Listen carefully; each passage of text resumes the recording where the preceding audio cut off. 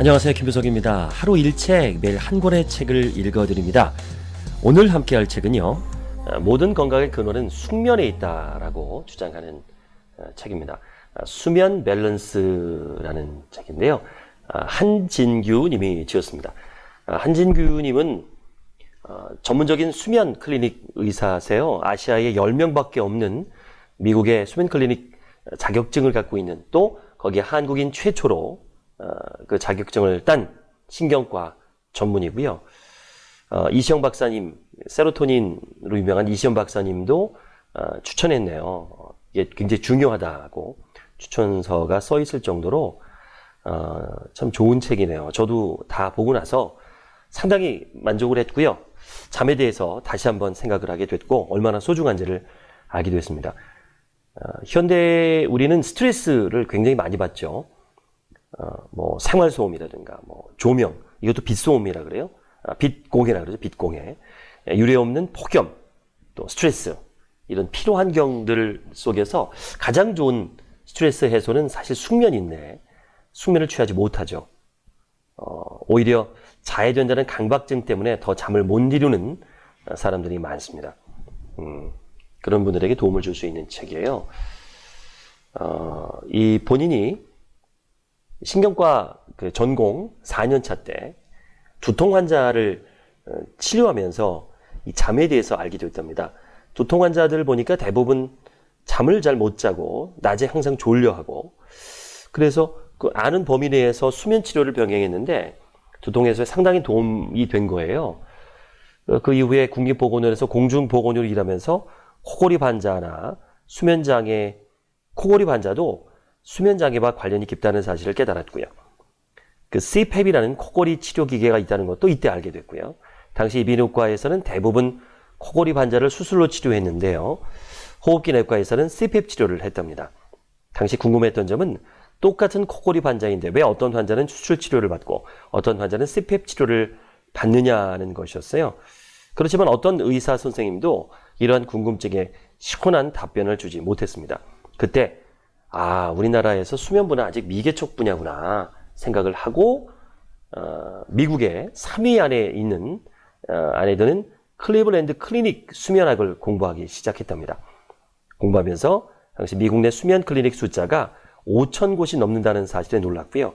미국 국민 대다수가 수면에 대한 높은 상식을 갖추고 있었고요. 실생활에서도 수면에 대한 배려가 곳곳에 배어 있다는 점을 다시 한번 알게 됐답니다. 지금 이제 돌아와서 수면 클리닉을 개설해서 진료를 하고 있습니다. 거기에 대한 이제 아주 기초적인 얘기가 이 책에 있어요. 쭉 이제 본인이 어떻게 공부하게 됐고 어떻게 됐는지를 이제 써 있습니다. 자, 여기 보면 이런 글이 있네요. 그렇다면 당신의 수면 상태는 어떤가? 수면 자세를 보면 그 사람의 수면의 질을 알 수 있답니다. 우선 똑바로 정자세를 유지하지 못하고 자는 사람들은 수면 중에 호흡에 문제가 있을 가능성이 높고요. 이런 이들은 주로 입을 벌리고 자거나, 심한 사람은 엎드려서 자기도 합니다. 이때 입 벌리고 자는 사람들은 호흡에 문제가 있어서 비강호흡을 못하고 구강호흡을 하는 것인데요. 그 원인을 파악해서 치료하지 않고 억지로 입을 다물게 하면 호흡 문제가 생겨서 오히려 더 안 좋아지죠. 심하면 심혈관 문제가 발생할 수도 있고요. 이런 일은 호흡 패턴이 불규칙해서 잠을 많이 자도 피곤할 수밖에 없습니다. 당연히 일의 능률은 떨어지게 되고요. 나도 모르게 옆으로 자는 자세가 되고 자도 피로가 가시지 않는다면 이는 명백한 수면장애입니다. 이런 사람들은 아무리 열심히 일하고 공부해도 밑빠진 독에 물 붓는 격이 된다는 것을 알아야 됩니다. 자, 잠이 드는데 별 문제가 없지만 잠든 지 몇 시간 안에 깨서 다시 잠들지 못하는 사람들이 있고요. 밤에 잠을 푹 잔 것 같은데도 낮에 계속 졸린 사람 또한 수면장애일 가능성이 높습니다. 옆에서 꾸벅꾸벅 졸거나 언제든지 머리만 닿으면 자는 사람들은 과수면 상태인 것입니다. 결코 잠을 잘 잔다고 볼 수는 없어요. 이들은 10중 8구 코를 골거나 입을 벌리고 잡니다. 수면의 질이 좋지 않으면 항상 피곤하고 언제 어디서든 졸게 됩니다. 이러한 증상이 있는 사람들은 적절한 치료를 받아야만 깨어있는 시간에 제대로 된 능력을 발휘할 수 있는 겁니다.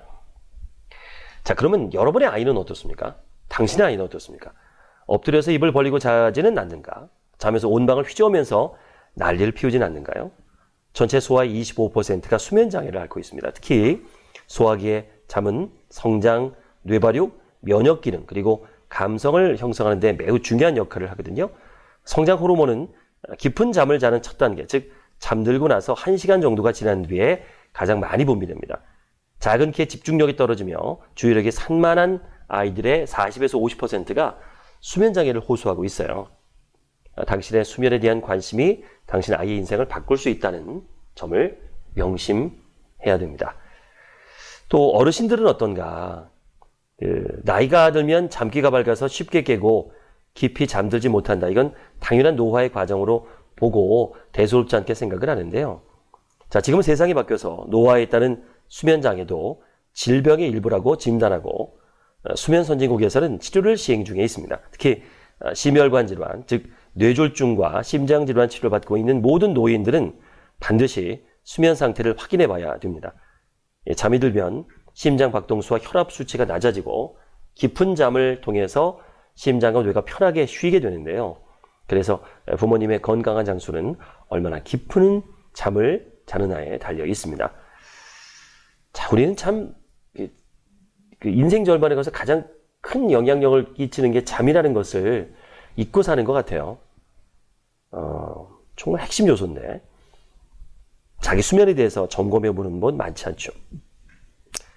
이 책은 초반에 피츠버그 수면의 질 문제를 수면의 질 설문을 배치해서 이 독자 스스로 자신의 수면에 어떤 문제점이 있는지 파악할 수 있도록 구성되어 있어요. 그 다음 장에는 일상생활에서 흔히 접하는 수면장애 사례를 이해하기 쉽도록 유형별로 분류했고요. 또 곳곳에 수면과 관련된 기본 생리와 지식도 함께 정리해뒀습니다. 뒷부분에는요, 삶을 살아가는 동안에 꼭 필요한 수면 밸런스 수칙을 정리해뒀고요. 간단하게부터 여든 노인에 이르기까지 수면에 대한 새로운 개념과 생각으로 변화의 의지를 갖고 실천한다면 지금과는 좀 다른 삶을 펼칠 수 있을 것이다 라고 작가는 이야기를 합니다. 대중 앞에서 떨리신다면, 목소리에 힘이 없다면, 자신감이 없다면, 말이 횡설수설하다면 OBM 스피치에서 배워보세요. 설득박사 김윤석이 직접 만들었고요. 직접 지도합니다. 평생 AS 보장합니다. OBM 스피치로 오세요.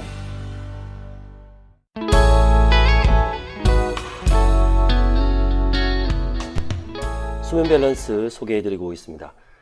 단잠의 조건을 좀 소개할게요. 1장인데요. 우리가 잠을 자는 이유는 뭘까요? 좋은 수면이란 무언가에 관해서 이야기를 하기 위해서는요, 우리는 수면이 왜 필요한지, 수면을 통해서 무엇을 얻는지를 알 필요가 있겠죠. 왜 인간은 잠을 자기 시작했을까요? 잠자는 동안에 우리 신체에는 어떤 일이 벌어질까요? 인간의 신체와 뇌 구조의 신비는 여전히 베일에 가려져 있습니다. 뇌는 거의 아직 밝혀진 게 별로 없죠. 거기에 잠이라는 것도 더욱 그런 것 같아요. 현재 우리가 알고 있는 뇌과학의 지식, 현대인이 알고 있는 수면 문제 부분 해결할 수 있을까 걱정이 되긴 하는데 나름 많이 진척이 됐네요.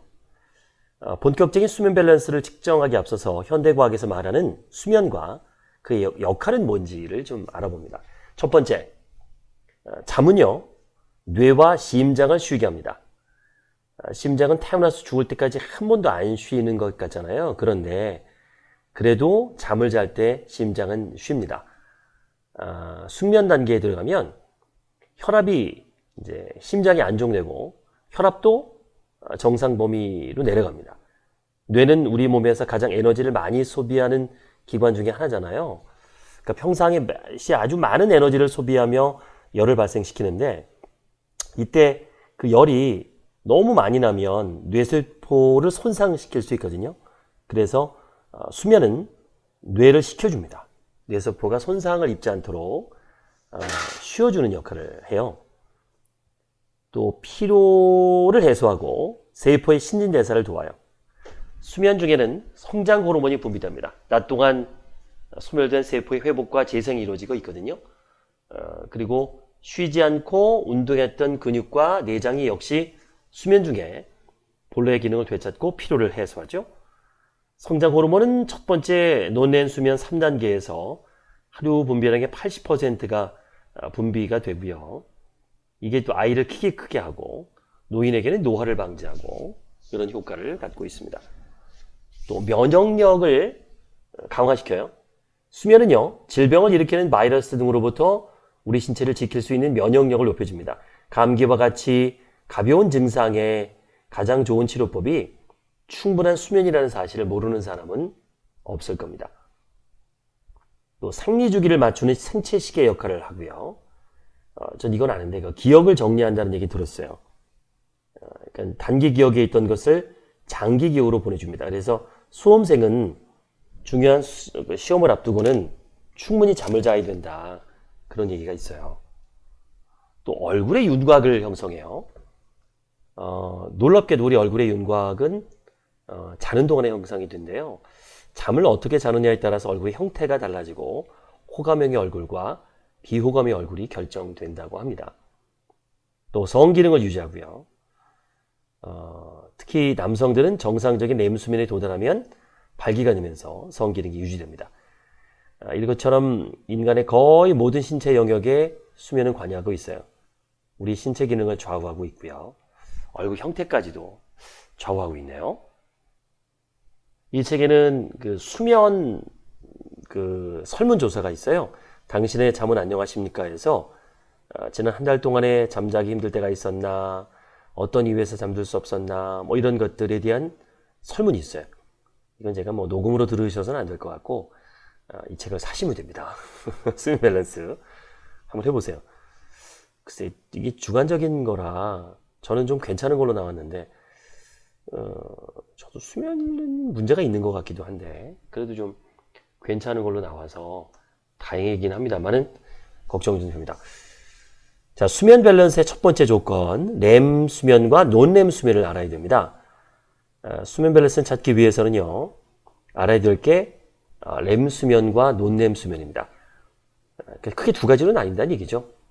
자, 뇌가 깨어있는 상태에서 잠을 자는 걸 렘 수면이라 그래요. 그러니까 수면 중에는 몸을 움직이지 않고 눈꺼풀 아래에서 안구가 활발하게 움직이는 상태를 말하는데, 렘 수면 중에는 안구뿐만 아니라 손발도 이따금씩 움찔거리는 경우가 있어요. 하지만 근육이 완전히 이완된 상태이기 때문에 기본적으로는 움직일 수가 없는 상태입니다. 신체는 축 처져 있고 힘이 빠져 있지만 뇌에서는 각성에 가까운 뇌파가 발생하고요. 생리적으로는 흥분 상태라서 호흡이나 혈압이 불규칙하고 심박수도 증가합니다. 흔히 가위 눌린다 그러잖아요. 그러니까 렘 수면에서 깬 거예요. 몸은 못 움직이는데 정신이 좀 돌아온 거죠. 그걸 가위 눌렸다고 하더라고요. 자, 논렘 수면은 푹 잠이 든 겁니다. 푹 잠이 든 거예요. 근육이 이완돼서 호흡과 심박수가 느려지고 혈압이 낮아집니다. 푹 들은 거예요. 그러니까 1단계 알파파는 이제 꾸벅꾸벅 조는 상태고, 2단계 논렘 수면, 세타파, 얕은 잠이 든 상태고요. 자, 수면의 3, 4단계는 논렘 수면, 델타파가 나옵니다. 깊은 잠에 빠지는 거죠. 수면은 그 깊이에 따라서 4단계로 나눠지는데요. 제2단계의 중간 정도에 해당되는 논렘 수면에서 약 3, 4단계의 깊은 논렘 수면에 이르는 수면 단계를 서파 수면, 슬로우 슬립, 델타파를 얘기한 거죠.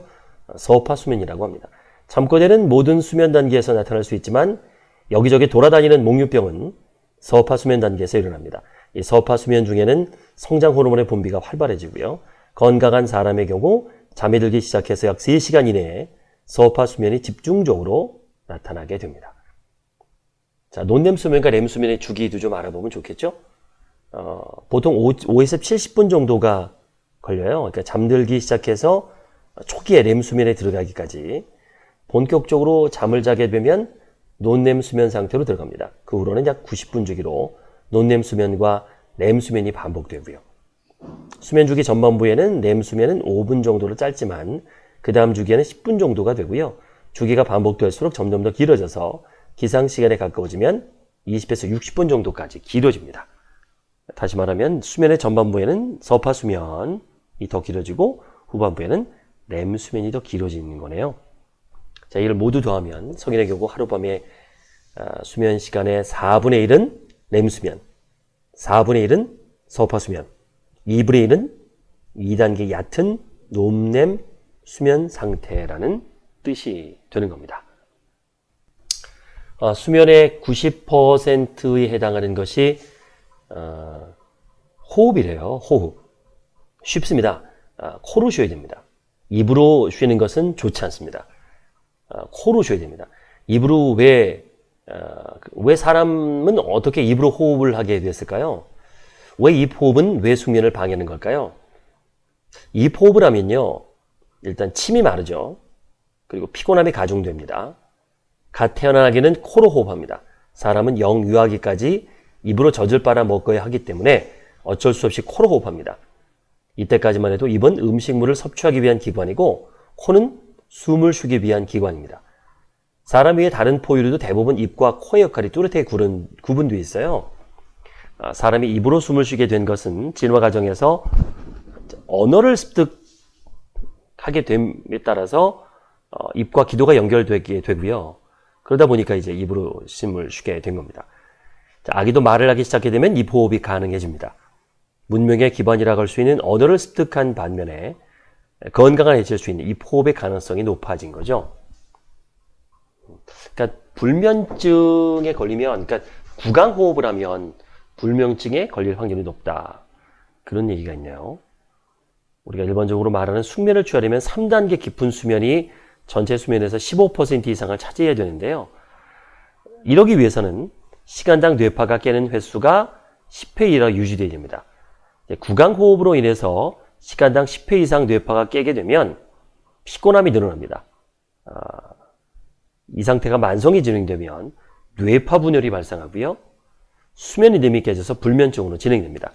만성 구강호흡으로 발생한 불면증은 초반에는 일반 수면제를 복용하면 약기운으로 잠을 잘 수 있지만요. 수면제가 입을 다물게 하지는 않기 때문에 시간이 지날수록 내성이 생겨서 약효는 줄어들고 복용량만 점점 늘어나게 됩니다.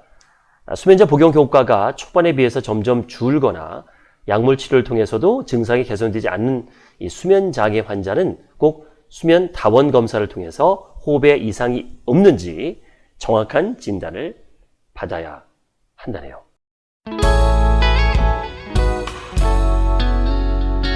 수면 밸런스 소개해드리고 있습니다. 코로 왜 우리가 호흡을 해야 되는지 저도 보이스 교육할 때 얘기를 많이 하거든요.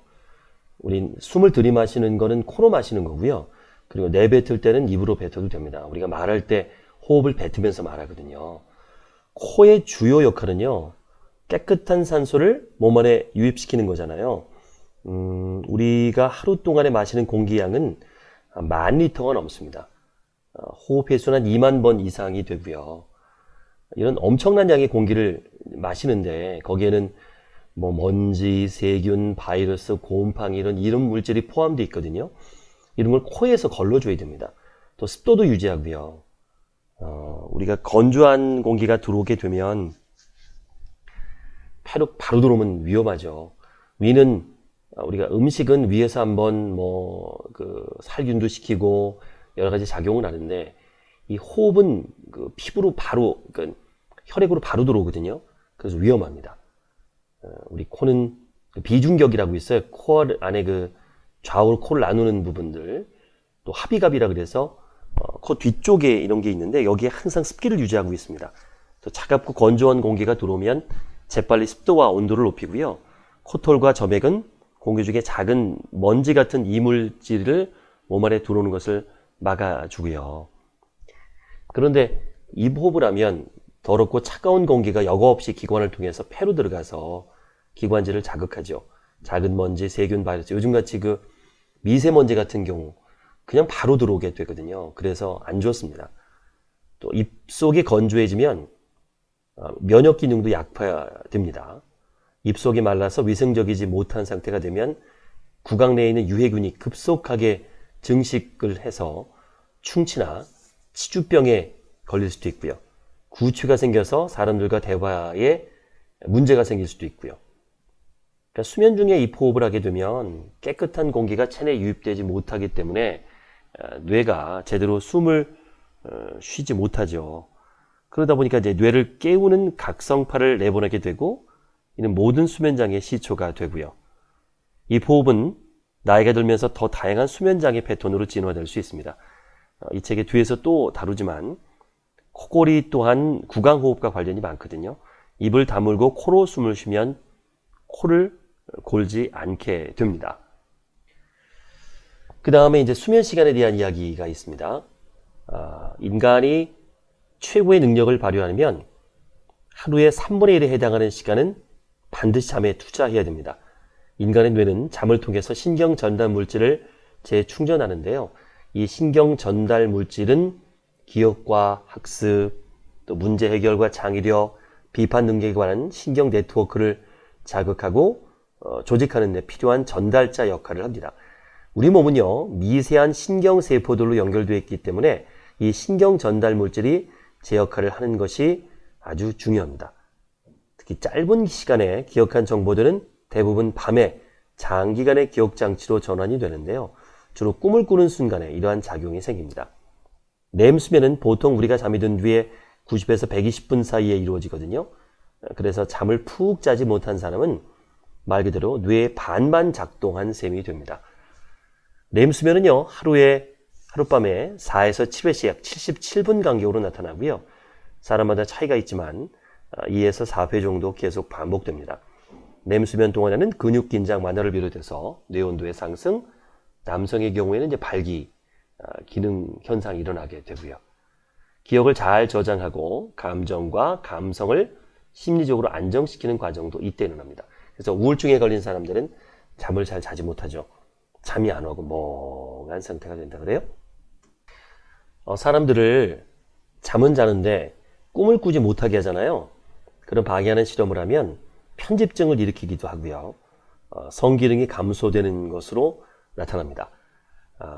뇌의 양전자 단층 촬영 사진을 찍어보면 렘 수면 동안에도 깨어있을 때만큼 뇌의 활성도가 올라가 있는 것을 알 수 있어요. 잠이 단지 에너지를 보충하려는 휴식 상태가 아니라 정상적인 생활을 유지시키는 데 꼭 필요한 사실이 다시 한번 입증된 겁니다.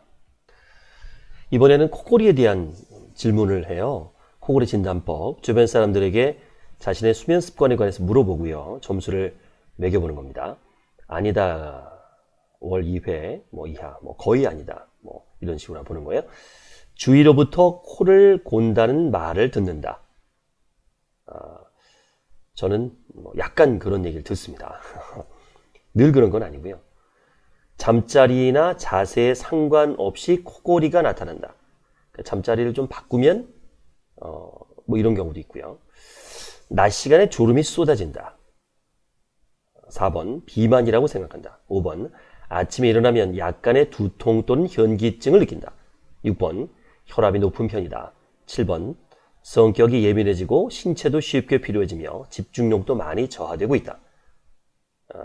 8번 운전, TV 시청, 독서 또는 영화 관람 시 졸음이 밀려온다. 9번 수면 중 숨이 차거나 심장박동이 빨라지고 불규칙해진 것을 느낀다. 10번 수면 중에 무호흡이 있다거나 밤에 자주 뒤척인다는 소리를 들은 적이 있다. 또는 본인이 그렇게 느낀 적이 있다. 아니다 0, 거의 아니다 1, 약간 그렇다 2, 그렇다 3. 0에서 2점에 해당한다면 정상보험주고요. 3, 5점이면 병적 코골이를 의심해봐야 되고요. 5점 이상이면 전문의를 찾아야 된답니다. 수면 중 무호흡증에 대한 이야기를 계속하겠습니다. 수면할 때 호흡을 안정적으로 하기 위해서는요. 되게 복잡한 거네요. 뇌 숨결 기능, 폐 기능, 호흡 근육의 힘, 적당한 해부학적 구조, 기도, 모양, 코, 편도, 복젓 이런 게 완벽한 조화가 필요하다네요. 그래서 노화나 폐 기능, 뇌 기능 저하에도 수면 무호흡이 발생할 수 있습니다. 이런 경우가 상당히 많기 때문에 단순히 해부학적 구조만 변경시키는 수술적 치료에는 한계가 있대요. 대표적인 예가 부정맥 환자가 치료 후에 부정맥이 없어지면 수면 무호흡도 같이 좋아지는 경우입니다. 수면 무호흡증 환자는 잠을 자는 동안에 호흡이 멈춰서 산소가 떨어지기 때문에 그것을 보충하려고 뇌가 수면 중에도 수시로 깹니다. 그래서 숙면도 취할 수 없고요. 저산소증이 뇌 조직을 손상시켜서 자꾸 졸게 되는 겁니다. 수면 다원 검사 결과 이 책에 나오는 이제 김판사라는 분의 산소 포화도는 55% 정도였대요. 정상인의 절반밖에 되지 않았습니다. 이렇게 산소 포화도가 많이 떨어졌을 때는 폐기능 저하를 포함한 복합적인 원인이 수면 무호흡에 관여한 것으로 볼 수 있습니다. 야, 이 빠른 시간 내에 이제 산소 포화도를 90% 이상으로 올려줘야 되는데 유일한 치료 방법은 상기도 양압 치료술 뿐이래요. 이 상기도 양압 치료술을 하려면 착용 전에 자신에게 필요한 공기 압력부터 정확히 측정해야 되는데 이를 상기도 양압 측정 검사라고 합니다. 검사 결과를 토대로 수면 중에 김판사 코를 통해 공기를 폐로 전달했더니 산소 포화도가 90% 이상 올라갔고요. 뇌와 심장이 안정되면서 잠을 깊이 자는 모습이 관찰되었습니다. 자, 이 마스크 같은 건데요. 마스크를 착용하고 자면 불편해서 못 잘 것 같지만 기도가 열리면서 원하는 양의 공기가 주입되기 때문에 마스크가 얼굴에 닿는 불편함보다 호흡이 편안해져서 오히려 숙면을 취하는 경우가 있다네요. 양압 치료술이라고 하네, 이거를. 이렇게 한 달 정도 치료하니까 낮에 졸림도 없어지고 혈압도 안정을 찾았답니다. 이야, 그러니까 이제 저도 한번 그 수면 검사를 좀 해봐야겠어요. 이게 또 무호흡증이 있으면 악몽을 꾼다네요. 이유 없는 악몽을 자꾸 꾸게 된대요. 이런 부분도 이제 수면 무호흡증과 연관이 있고 또 성형 수술이 잘못되면 호흡을 방해할 수 있답니다. 아무래도 이게 코를 높이거나 뭐 이렇게 했을 때 문제가 되겠죠. 한쪽 코로만 또 숨을 쉬는 경우도 생기게 되고요. 성형도 어떤 그 영향이 있군요.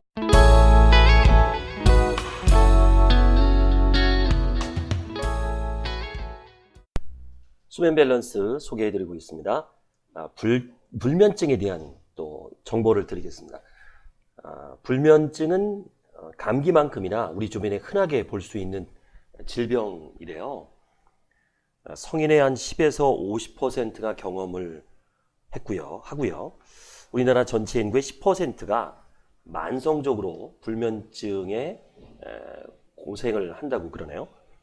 얼마 전에 외신 보도를 보니까 영국인들은 무려 전 국민의 60%가 불면증에 고통을 겪고 있다 그러네요.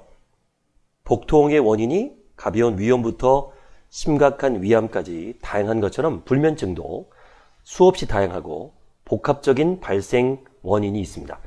그러다 보니까 불면증은 건강뿐만 아니라 이 사회생활에도 직간접적으로 영향을 미치죠. 불면증에 시달리면 작업 중에 실수를 하기 쉬워서 업무에 지장을 초래하고요. 일상생활에서는 재해나 교통사고의 위험도 증가시킵니다. 그럼 불면증 여부를 확인할 수 있는 그 진단은 뭐가 있을까요? 한번 또 이 책에서 알아보죠. 그러면 나는 불면증이냐 아니냐 체크를 좀 해보는 거예요. 거의 없다가 월 2회 이하, 그리고 가끔 이제 주 2, 3회, 자주 주 3, 4회, 거의 주로 주 4, 5회로 이제 체크하시면 돼요. 잠자리에 누운 후 잠들기까지 30분 이상 걸린다. 저는 거의 없다. 자, 2번. 잠자리에 누우면 정신이 더욱 또렷해지거나 공상이 많아진다. 저는 없네요. 3번. 잠든 후에 자주 깬다. 가끔 있어요. 예, 저는 잠을 자면서도 여러 생각이 들거나 복잡한 꿈을 꾼다. 거의 없고요. 이른 새벽에 깬 후에 더 자고 싶지만 다시 잠들기 어렵다. 거의 없습니다. 6번. 아침에 일어나면 정신이 흐릿하고 막지 못하다. 가끔 그래요, 요즘. 7번. 낮에 쉽게 피곤해지고 집중력이 떨어진다. 가끔. 자, 체크한 내용이 이제 거의 없다 0점, 가끔 1점, 자주 2점, 거의 주로 3점. 만일 체크한 내용이 0에서 7점이라면 불면증 없이 제대로 잠을 자고 있다. 저는 불면증이 없네요. 만일 8에서 14점이면 수면 위생을 지키는 것을 통해서 개선될 여지가 있고요. 잠을 자야 하는 시간과 환경 등을 정리한 내용인 수면 위생에 대해서는 또 이 책에서 뒤에 또 설명이 되어 있습니다. 만일 15점 이상이라면 전문의 상담이 필요한 상태네요. 잠을 쫓아내는 불안. 이 불안하면 잠이 안 오죠. 오랜 근심이 만선불면증으로 이어진다고 하고요. 각성 호르몬을 자극하지 마라. 그러니까 그 수면센터에 찾아오는 환자를 보면 만성이 된 상태인 환자를 보면 각성이 돼 있나 봐요. 그러니까 각성 호르몬이 코르티졸, 이게 스트레스 호르몬이거든요. 코르티졸과 수면 호르몬 멜라토닌이 조화를 이룰 때 제대로 잠이 오는데 이게 이제 깨지는 거죠. 낮에는 각성 호르몬이 뇌에서 많이 분비되기 때문에 수면 호르몬이 감소해서 졸음을 못 느끼고 생활합니다. 그러다 밤이 되면 수면 호르몬이 분비되면서 각성 호르몬이 줄어들기 때문에 서서히 졸음이 몰려오게 되죠. 앞에서 언급했듯이 불면증 환자들은 낮부터 오늘은 꼭 잠을 자야겠다 하는 강박 때문에 불안을 느끼는 경우가 많아서 항상 각성 호르몬 수치가 증가해 있습니다. 그래서 낮부터 증가한 각성 호르몬이 밤까지 계속 올라가면 수면 호르몬이 분비될 틈이 없이 밤에 잠을 잘 수가 없는 거죠. 자, 이런 사람들은 5가지, 6가지네요. 6가지 방법을 제시합니다. 생활에 꼭 지킬 수 있도록 노력해보라 그래요. 밤에 잠을 자지 못하는 분들, 좋겠네요. 첫 번째, 잠이 올 때만 잠자리 눕자. 잠을 자야겠다는 생각으로 누워 있다 보면 잠들지 못하는 데 대한 스트레스 때문에 각성 호르몬이 분비되기 쉽습니다. 그래서 당장 잠에 들 수 있을 때 잠자리에 드는 것이 좋습니다. 두 번째, 침대는 수면 이외의 목적으로는 이용하지 말자. 요즘 침대에 들어가서 막 PC 보거나 스마트폰 들여다보고 많은데요. 침대에서는 업무와 관련된 일을 하거나 텍스트를 읽게 되면 침대에서도 뭔가 다른 일을 해야 한다는 생각이 자연스럽게 각성 호르몬을 자극해서 잠을 방해합니다. 또 전자기기에서 나오는 블루라이트 역시 수면 장애를 일으키는 원인이 되기 때문에 가급적 잠자리에서 멀리 떨어뜨려 놓는 게 좋습니다. 세 번째, 잠들기 힘들면 일어나서 침실 밖으로 나가자. 잠자리 누웠는데도 잠들기 힘들다면 차라리 편안한 마음으로 독서를 하거나 가볍게 움직이는 게 좋습니다. 자연스럽게 잠이 올 때 잠자리 드는 게 중요하죠. 네 번째, 그래도 잠이 오지 않으면 세 번째 방법을 반복하자. 다시 한번 강조하지만 잠들지 못하는 것에 대한 강박과 스트레스를 느끼는 것보다는 자연스럽게 잠이 올 때까지 마음이 편안해지는 행동들을 하는 게 훨씬 잠드는 데 도움이 됩니다. 다섯 번째, 취침 시각이나 수면 시간과 관계없이 일정한 시각에 일어나자. 우리 인체는 일정한 생체 리듬에 따라 활동하기 때문에 기상 시간이 불규칙하면 생체 리듬이 어그러져서 숙면을 취하기 어렵게 됩니다. 그래서 비슷한 시간에 일어나는 생활 습관을 유지하는 것이 좋습니다. 낮잠은 30분을 넘지 말자. 낮잠을 자면 밤잠을 깊이 자지 못하는 악순환이 일어나기 때문에 가급적 낮잠은 30분 이상 자지 않도록 해야 된답니다. 밤에는 다리가 저리거나 허리가 아파서 조금만 불편해도 각성 호르몬이 활발하게 분비되기 때문에 쉽게 잠을 이룰 수 없습니다. 또 졸리지 않는데 자리를 펴고 누워서 억지로 잠을 자려고 하면 오히려 각성 호르몬을 자극시켜서 잠들기 더욱 어렵다는 사실을 기억해야겠습니다. 자, 잠을 자려고 하려는 모든 행동이 각성 호르몬을 자극시키는 요인이 되기 때문에 6가지를 습관이 되도록 해야 될 것 같은데요. 시험 때마다 또 잠을 설치는 사람들이 있잖아요. 시험 전날이면 찾아오는 불면증들 경험이 다 있으실 거예요. 이럴 때는 일시적인 불면증에 도움을 주는 수면 유도제를 먹는 것도 괜찮다 그러네요. 그걸로 이 작가님은 도움을 받았다고 합니다. 그러니까 사람들은 대부분 수면제 먹으면 중독된다고 생각하는데 꼭 그렇지 않답니다. 단기간 복용할 경우에는 아무 문제가 되지 않고요. 게다가 최근에 나온 수면 유도제는 수면만 유도하고 약효가 없어지기 때문에 그 다음날 기억력과 상쾌함을 유지하는 데 전혀 해가 되지 않습니다. 일적 불면증은 말 그대로 일시적으로 나타나는 증상이기 때문에 건강상 크게 문제될 게 없습니다. 국가 자격 시험을 치르기 위해서 공부하는 사람들이 여기에 해당될 텐데요. 평상시에는 철저히 준비해 놓고도 정작 시험 전날 밤을 꼬박 새우거나 긴장하는 바람에 이를 그르치는 경우를 종종 봤잖아요. 그래서 사전에 미리 테스트를 좀 해보고 중요한 날 전에 일시적으로 복용하는 수면 유도제는 오히려 컨디션을 유지하는 데 도움을 줍니다. 저도 이 수면 유도제 한번 도움을 좀 받아봐야겠는데 가끔 그럴 때 있잖아요, 우리도요. 너무 이제 중요한 날 일찍 자야 되는데 다음 날 새벽에 일어나야 되는데 이런 경우들 있잖아요. 그럴 때는 좀 수면 유도제를 도움을 받아야겠습니다. 잠은요, 기억력, 지구력과 밀접한 관련이 있습니다. 미국 하버드대 수면 연구자인 로버트 스틱골드는 박사는요, 이렇게 말합니다. 새로운 것을 배우거나 연습할 때 어느 정도 하고 잠을 자는 것이 밤을 새는 것보다 다음날 더 많은 것을 기억할 수 있다라고 했습니다. 그는 24명을 대상으로 수평으로 줄이 쳐진 컴퓨터 스크린에 6분의 1초 동안 나타나는 사선 막대 3개가 어느 방향을 가리키고 있는지를 확인하는 연습을 시켰어요. 이 중 12명은 잠을 자게 하고 나머지 12명은 잠을 못 자게 했습니다. 그 결과 잠을 잔 그룹은 첫날 테스트 때보다 훨씬 성적이 좋게 나타난 반면에 밤을 샌 그룹은 전혀 성적이 좋아지지 않았습니다. 우리는 수면의 양이나 질을 무시한 채 시험을 준비하거나 일상생활을 보내고 있죠. 잊지 말아야겠습니다. 충분한 수면이야말로 기억력을 높이는 지름길이라는 사실을 잊지 말아야겠습니다. 일반적으로 지능은 유전된다고 알려져 있지만요. 최근에 한 연구에 따르면 기억, 판단, 창조, 사고 등을 관장하는 대뇌의 신피질이 유전적으로 별로 영향을 받지 않는다고 밝혀졌어요. 그러니까 똑똑한 머리도 후천적으로 만들 수 있는 셈입니다. 뇌 활동을 발달시키려면 그저 열심히 공부만 하는 책벌레가 될 게 아니라 규칙적인 식습관과 적절한 휴식, 수면과 운동 등의 생활 습관부터 바로 잡아야 됩니다. 세계적인 과학 전문지인 뉴사이언티스트 인터넷파를 보면 이런 글이 있어요. 수면에 인색하면 뇌에 나쁜 영향을 준다. 기획, 문제 해결, 학습, 집중 기억, 경제 능력 모두 타격을 받게 된다.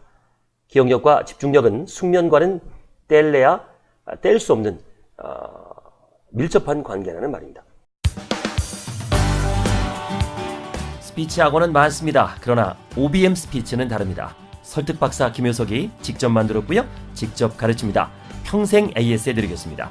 OBM 스피치에서 목소리 스피치를 배워보세요. 김효석의 하루 일책 도움이 되셨나요? 구독과 알람 눌러주세요. 그럼 매일 올라오는 영상을 자동으로 받아보실 수 있습니다.